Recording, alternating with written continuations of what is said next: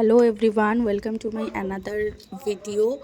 তো এখানে আমি তোমাদের সাথে হোমস্টে ইচ্ছেগাঁও যে হোমস্টেতে আমরা ছিলাম সেটাই শেয়ার করব। এখানে না কাছে পিঠে কোনো দোকান নেই। এখানে হোমস্টের সামনে একটা ছোট্ট ওদেরই দোকান ছিল, সেখান থেকেই তোমাকে জিনিসপত্র কিনতে হবে, কারণ এদের মার্কেট বহুত দূরে, কালিম্পং সেই। আর হোমস্টেটা খুব সুন্দর, খুব পরিষ্কার, নিট অ্যান্ড ক্লিন। আমরা 3rd ফ্লোরে ছিলাম। আর হোমস্টে থেকে না তুমি বাইরে কাঞ্চনজঙ্ঘা একদম ব্যালকনিতে দাঁড়ালেই দেখতে পাবে। এটা ছিল হচ্ছে আমাদের ফার্স্ট রুম, যেটা ছিল ট্রিপল শেয়ারিংয়ের রুম। একটা খুব বড় উইন্ডো ছিল যেটা দিয়ে বাইরের দৃশ্য দেখা যাবে। আর এটা ছিল আমাদের রুম, এটা হচ্ছে ডাবল শেয়ারিংয়ের রুম। আর 2টো বেড ছিল, আর একটা বেড একজনেই শুতে পারবে। আর বাথরুমগুলো খুবই পরিষ্কার ছিল, তবে জল গরম লাগলে ওদেরকে বলতে হবে, ওরা কাঠের জল গরম করে দেয়, গিজারের ব্যবস্থা ছিল না। দেন আমরা ফ্রেশ হয়ে চলে গিয়েছিলাম খেতে। আমাদের লাঞ্চে দিয়েছিল হচ্ছে ভাত, ডাল, আলুর চোখা, আর একটা শাক ভাজা, আর পাঁপড় ভাজা, আর ডিমের তরকারি। তো খাওয়া দাওয়া কমপ্লিট করে আমরা একটু আশপাশটা ঘুরতে বেরিয়েছিলাম। আর হ্যাঁ, এখানে যে ওরা যে খেতে দেন এগুলো সব ওদের নিজেদেরই বাড়িতে চাষবাস করা শাকসবজিগুলো। তো এখানে খাওয়া দাওয়া করে একটু দেখতে বেরিয়েছিলাম আশেপাশে। ওরাও সব বিভিন্ন ধরনের গাছ ফাছ লাগানো ছিল, চাষবাস করেছিল সেগুলোই। তারপরে খাওয়া দাওয়া করে একটু ঘুরে টুরে আমরা চল একটু ছাদ থেকে ঘুরে আসি, দেখে আসি কেমন কি।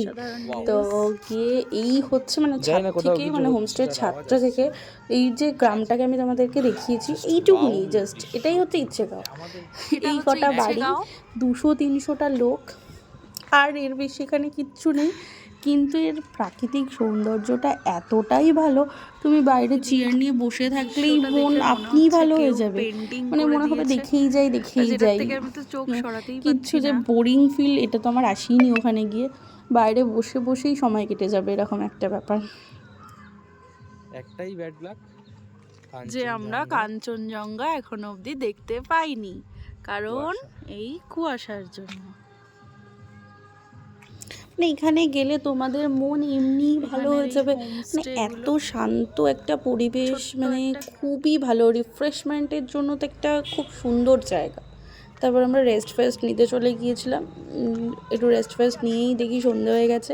ওরা চা আর পকোড়া দিয়ে গিয়েছিলো, ভেজ পকোড়া। তারপর ডিনার চলে এসেছিলো, 9টার মধ্যে ওখানে ডিনার দিয়ে দেয়। রুটি, আলু ভাজা আর চিকেন দিয়েছিল। তোমরা চাইলে ওখানে গিয়েও ডিনার করতে পারো, ওদের একটা খাবার জায়গা আছে, ওখানে গিয়েও করতে পারো। কিন্তু ওরা রাত্রেবেলা ডিনারটা রুমেই দিয়ে যাওয়া বেশি প্রেফার করে, যেহেতু কে কখন খাবে। পরদিন সকালবেলা আমরা আরেকটু গ্রামটাকে এক্সপ্লোর করতে বেরিয়েছিলাম। Hello everyone, good morning. আমরা এখন বেরিয়ে গিয়েছি। এখানে একটা ইচ্ছেগাঁওতে একটা মন্দির আছে, সেই মন্দিরটা দেখার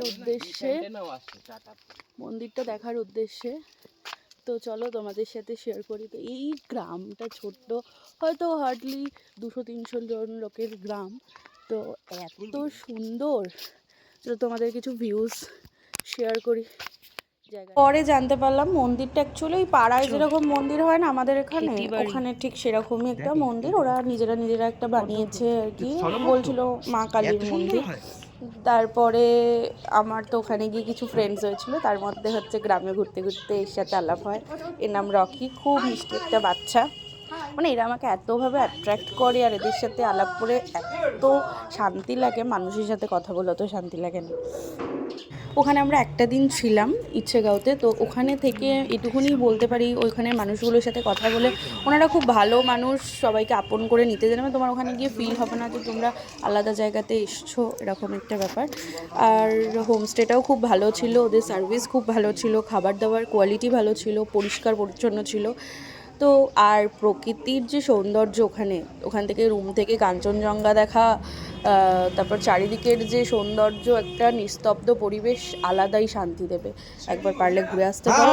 নেক্সট ভিডিওতে দেখা হচ্ছে, স্টে টিউনড।